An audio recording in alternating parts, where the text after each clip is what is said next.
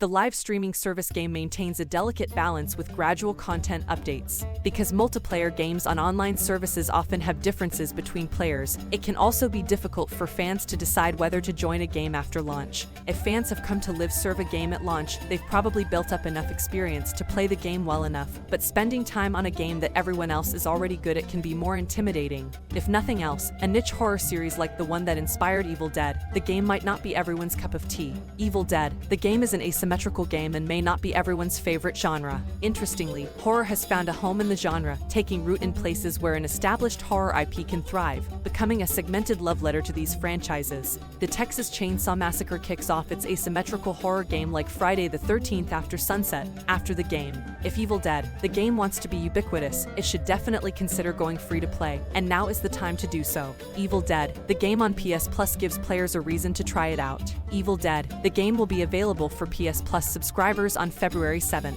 Players will still have to pay for the optional DLC, and while they're offering the base game to PS Plus subscribers, it seems like a good incentive for those who think Evil Dead, the game looks interesting and don't know if it's worth buying. In fact, the content of Evil Dead, the game is not the same as Dead by Daylight, which may be due to the one-episode limitation. In a single-player game, fans usually know what to expect. In live multiplayer, fans can face game-breaking bugs and patches that disrupt any metagame strategy, and some fans just won't put up with it. It's hard to break into the asymmetric horror genre unless players have a deep love for the IP they represent, not to mention a competitive attitude, while also being willing to put in a lot of time to maintain that skill level. However, if players aren't die-hard Evil Dead fans, they'll actually be more concerned about the lack of permanent content rather than hanging around and waiting for future updates. Evil Dead, the game's Battle Royale mode can invite a new group of players. With games on PS Plus, fans will be free to play on PlayStation. Making the game free to play would only greatly expand the player base across all platforms. If Saber Interactive sees an increase in player numbers this week,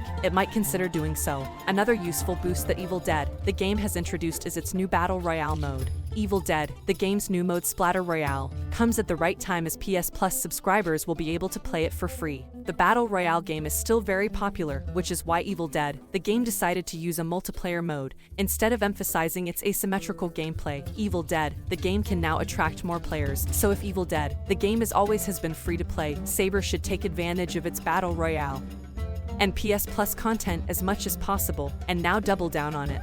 Evil Dead, the game is available now on PC, PS4, PS5, Xbox One and Xbox Series X, S. Thanks for watching. Don't forget to like and subscribe, and support my channel.